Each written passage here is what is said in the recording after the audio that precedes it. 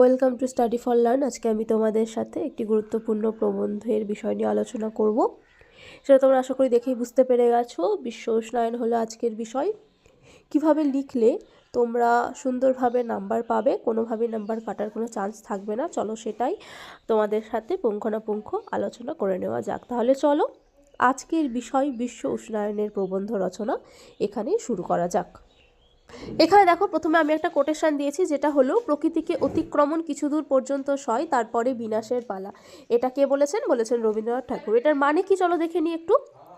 প্রকৃতিকে আমরা অবাধে স্বেচ্ছায় যেমন মন তেমনভাবে বিনাশ করছি, তাকে কষ্ট দিচ্ছি।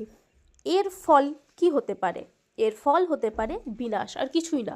কিছুক্ষণ পর্যন্ত প্রকৃতি হয়তো সহ্য করবে, কিন্তু তারপরে তো আর সহ্য করবে না। এর ফলেই দেখো আমরা দেখতে পাচ্ছি অবাধে আমরা গাছপালা কেটে ফেলছি। তার ফলে কি হচ্ছে?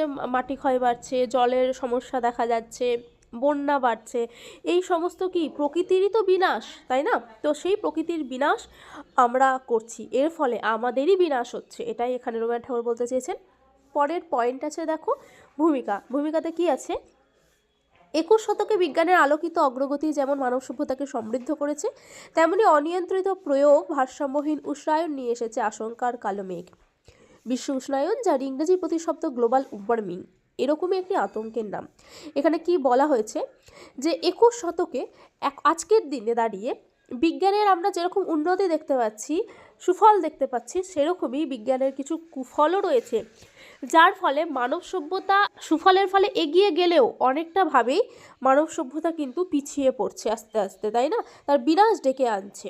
এটাই এখানে বলা হচ্ছে যে এই বিনাশের ফলেই আমাদের এই গ্লোবাল ওয়ার্মিং হচ্ছে, যার ফলে আমাদের কিন্তু ভবিষ্যৎ চরম বিপদে।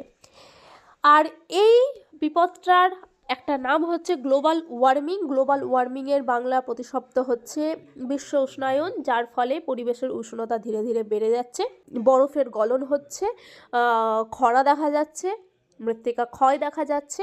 এটাই এখানে বলা হয়েছে। এর পরের পয়েন্ট আছে দেখো, বিশ্ব উষ্ণায়নের কারণ। এখানে কি লেখা আছে? মানুষ প্রকৃতির শত্রু হলে প্রকৃতি তার প্রতিশোধ নিতে দেরি করে না। এটা কে বলেছেন? এটা বলেছেন বিশ্বকবি স্বয়ং রবীন্দ্রনাথ ঠাকুর। এটা তো সত্যি না? মানুষ যদি প্রকৃতির শত্রু হয়ে যায়, তাহলে প্রকৃতিকে তার প্রতিশোধ দিতে ছাড়বে? কখনোই ছাড়বে না। যার ফলাফল আমরা আজকে চারিদিকে দেখতেই পাচ্ছি। অত্যাধিকারে গরম বেড়ে যাচ্ছে, অত্যাধিকারে ঠান্ডা পড়ে যাচ্ছে, আর ঠান্ডা হয়তো আসতে এতই লেট করছে যে আমাদের অস্বস্তি আরও বেড়ে যাচ্ছে। এই সমস্ত জিনিসগুলোই। আবার বন্যা দেখা যাচ্ছে। এরপরে দেখো, এই কারণগুলোকে আমরা এক এক করে আলোচনা করব। তাহলে প্রথমেই কি আছে দেখো, জীবাশ্ম জ্বালানি পোড়ানো। কি লেখা আছে? কয়লা, তেল, প্রাকৃতিক গ্যাস পোড়ানোর ফলে কার্বন ডাই অক্সাইড নির্গত হয়, যা গ্রিনহাউস গ্যাস হিসেবে কাজ করে। এটা আমাদের জন্য ক্ষতিকর। 2 নম্বর পয়েন্ট আছে বন ধ্বংস। এখানে কি আছে? বৃক্ষছেদন ও বনভূমি ধ্বংসের ফলে কার্বন ডাই অক্সাইডের স্তর বৃদ্ধি পায়, এর ফলে গ্লোবাল ওয়ার্মিং বাড়ে।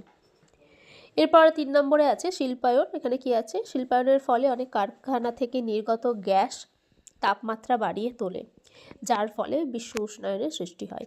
4 নম্বর পয়েন্ট, গাড়ি ও যানবাহন থেকে নির্গমন ধোঁয়া। এখানে নির্গত ধোঁয়া করে দিও, তাহলে ভালো হবে। যানবাহন থেকে নির্গত গ্যাস যেমন কার্বন ডাই অক্সাইড ও নাইট্রোজেন ডাই অক্সাইড উষ্ণায়ন বাড়ায়। 5 নম্বর পয়েন্ট আছে চাষাবাদ। কি আছে দেখে নাও। বিশেষ করে ধান চাষ ও গবাদি পশুর জন্য মিথেন গ্যাস উৎপন্ন হয়, যা গ্রিনহাউস গ্যাস হিসেবে কাজ করে। এখানে দেখো একটা কোটেশন আছে। কি আছে? পরিবেশের প্রতি অবহেলা মানুষের ধ্বংস ডেকে আনছে। এটা তো সত্যি, তাই না? এটা কে বলেছেন? এটা বলেছেন জীবনানন্দ দাশ। এই কোটেশনটা তোমরা দেবে। এরপরের দেখো পয়েন্ট আছে বিশ্ব উষ্ণায়নের প্রভাব। এখানে কি লেখা আছে দেখে নাও। প্রথমে একটা কোটেশন আছে, সেটা হলো, মানুষ প্রকৃতির শত্রু হলে সেই প্রকৃতি তাকে শিক্ষা দিতে শুরু করে, আর সেটা আমরা প্রত্যেক পদে পদে টের পাচ্ছি। এটা কে বলেছে? সুনীল গঙ্গোপাধ্যায়। কিভাবে আমরা এটা টের পাচ্ছি? আসলে তোমরা সবাই দেখতেই পাচ্ছ যে এখন যেমন অত্যাধিক হারে গরম পড়ছে, সেই গরমে আমাদের নাজেহাল অবস্থা হয়ে পড়ছে, তাই না? তারপরেও কি আমরা ফ্রিজ, টিভি, এসি কোনো রকমভাবে ছাড়ছি না। তো এর ফলে প্রকৃতির শত্রু এখন হয়ে গেছি কারা? আমরা। তো তার জন্য আমাদেরকে শিক্ষা দিচ্ছে প্রতিনিয়ত প্রকৃতি, কখনো বন্যা রূপে, কখনো খরা রূপে, কখনো বৃষ্টি রূপে, কখনো বা আবার গরম রূপে। 6 নম্বর পয়েন্ট আছে তাপমাত্রা বৃদ্ধি। এখানে কি বলা আছে দেখে নাও। গড় তাপমাত্রা বৃদ্ধি পাচ্ছে, যা মানব জীবন ও জীবজগতের ওপর প্রভাব ফেলছে। এটা তো হচ্ছে, সেটা আমরা সবাই বুঝতে পারছি। 7 নম্বর পয়েন্ট আছে প্রাকৃতিক দুর্যোগ বৃদ্ধি। কী লেখা আছে? বন্যা, খরা, ঘূর্ণিঝড়, তাপপ্রবাহের মতো দুর্যোগ বৃদ্ধি পেয়েছে। 8 নম্বর পয়েন্ট হিমবাহ গলে যাওয়া। কী লেখা আছে? হিমালয়, আর্কটিক ও আন্টার্কটিকার হিমবাহ গলে সমুদ্রপৃষ্ঠের উচ্চতা বাড়ছে, যার ফলাফল বন্যা। 9 নম্বর পয়েন্ট আছে জীব বৈচিত্র্যের বিলুপ্তি। এখানে কি বলা হয়েছে? অনেক প্রাণী ও উদ্ভিদ প্রজাতি বাসস্থানের অভাবে বিলুপ্তির সম্মুখীন হচ্ছে। এই গ্লোবাল ওয়ার্মিংয়ের জন্যই কিন্তু এই ঘটনাগুলো ঘটছে। বর্তমানে কিন্তু দেখবে আমরা তেমনভাবে অনেক পশু পাখি দেখতে পাই না। সেটা কেন? সেটা একটাই কারণ হচ্ছে যে বিশ্ব উষ্ণায়নের ফল। এরপরে দেখো 10 নম্বর পয়েন্ট আছে খাদ্য ও জলের সংকট। এখানে কি বলা হয়েছে? তাপমাত্রা বৃদ্ধির কারণে ফসল উৎপাদন কমে যাচ্ছে এবং জলের সংকট দেখা দিচ্ছে। তো এইগুলো সমস্ত কিছুই হচ্ছে বিশ্ব উষ্ণায়নের জন্যই। এবার চলে আসি পরের পয়েন্টে, যেটা হলো সমস্যার সমাধান ও উদ্যোগ। কি লেখা আছে দেখো? মানুষ যদি তার পরিবেশকে রক্ষা করতে না শেখে তবে তার অস্তিত্বও বিপন্ন হবে। এটা কে বলেছেন? এটা বলেছেন কবি কাজী নজরুল ইসলাম। এই কোটেশনটা তোমরা দেবে, এটা খুবই গুরুত্বপূর্ণ। চলো এরপরে কি লেখা আছে এই পয়েন্টের মধ্যে সেগুলো আলোচনা করা যাক। এরপরে দেখো কি লেখা আছে এই পয়েন্টের মধ্যে, বিশ্ব উষ্ণায়ন রোধে আমাদের কিছু কার্যকরী উদ্যোগ গ্রহণ করতে হবে। যেমন কি কি দেখে নাও। 1 নম্বর পয়েন্ট আছে বৃক্ষরোপণ। এখানে কি বলা হয়েছে? বেশি করে গাছ লাগালে কার্বন ডাই অক্সাইড শোষণ হয় এবং অক্সিজেন নির্গত হয়। তো এটা যদি করা হয়, মানে বেশি করে বৃক্ষরোপণ করলে, তাহলে এই বিশ্ব উষ্ণায়নের যেই ব্যাপারটা, ক্ষতিকর প্রভাবটা কাটবে, এটাই বলা হয়েছে। 12 নম্বর পয়েন্ট আছে বিকল্প শক্তির ব্যবহার। কি লেখা আছে?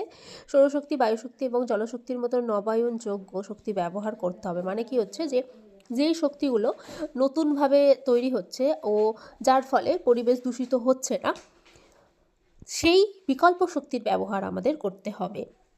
এখন কিছু কিছু জায়গায় দেখবে সোলার কুকার বা সোলার প্ল্যান্ট বসানো হচ্ছে, সেগুলোর সাহায্যে অনেক জায়গাতেই এখন পর্যন্ত বৈদ্যুতিক ব্যবস্থা চলাচল করা হচ্ছে। তো সেইগুলো করা যেতে পারে।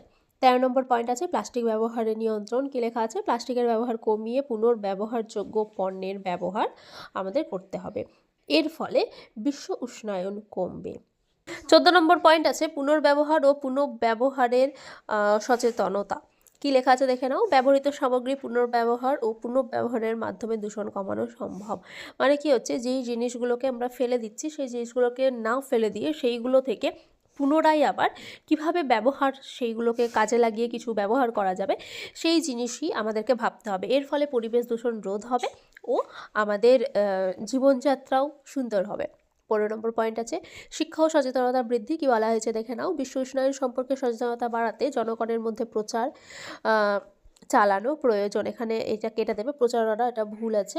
তো আশা করি তোমরা এটা বুঝতে পেরেছো যে যদি আমরা সঠিকভাবে মানুষের মধ্যে গিয়ে বলি যে হ্যাঁ এটা কেন ভুল, এটা কেন উচিত নয়, মানে যেই জিনিসগুলো আমাদের এই বিশ্ব উষ্ণায়ন বাড়াচ্ছে, একটু আগেই তোমাদের সাথে আলোচনা করলাম, সেই জিনিসগুলো যদি তাদেরকে ভালো করে বোঝানো হয় এর ক্ষতিকর প্রভাব, তাহলে দেখবে অবশ্যই মানুষের মধ্যে এটা জানাজানি হবে, তার ফলে সচেতনতা বাড়বে।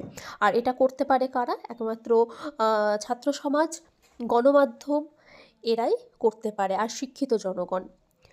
এরপরে দেখো লাস্ট পয়েন্টে চলে এসেছি, সেটা হলো উপসংহার। কি আছে? বিশ্ব উষ্ণায়নে আজ পৃথিবী তার অস্তিত্বের সংকটে পড়েছে। এটা তো সত্যি, তাই না? এর সাথে আছে দেখো শিক্ষিত বিজ্ঞান মনস্ক মানুষকে এগিয়ে আসতে হবে, যেটা একটু আগে বললাম। গবেষক ও পরিবেশবিদরা বিশ্ব উষ্ণায়ন রোধে কয়েকটি বিষয়ের ওপর সবচেয়ে বেশি গুরুত্ব দিয়েছে। মানব সচেতনতা, যেটা খুবই গুরুত্বপূর্ণ। এর সাথে সাথেই আছে জীবাশ্ম জ্বালানির ব্যবহার নিয়ন্ত্রণ, সিএফসি নির্গত হয় এমন যন্ত্রপাতির ব্যবহার কমিয়ে দেওয়া। সিএফসি হচ্ছে একটা বিষাক্ত গ্যাস, যেটা সাধারণত ফ্রিজ, রেফ্রিজারেটর থেকে, কুলার, এই সমস্ত থেকে নির্গত হয়। গাড়ির ধোঁয়া, কলকারখানার ধোঁয়া ইত্যাদি কমিয়ে দেওয়া। আগামী প্রজন্মকে ধ্বংসের মুখ থেকে ফিরিয়ে আনার জন্য কবি সুকান্তের কণ্ঠে সুর মিলিয়ে সমবেত কণ্ঠে বলতে হবে, এ বিশ্বকে শিশুর বাসযোগ্য করে যাব আমি, নবজাতকের কাছেই আমার দৃঢ় অঙ্গীকার। এই যেই কথাটা আমি বা যে কোটেশনটা আমি এখন বললাম, সেটা কিন্তু সমস্ত মানুষের বাণী হওয়া উচিত, তাই না? কারণ যে আমরা যে সমস্ত ভুল কাজ করছি তার মাসুল কারা গুনবে?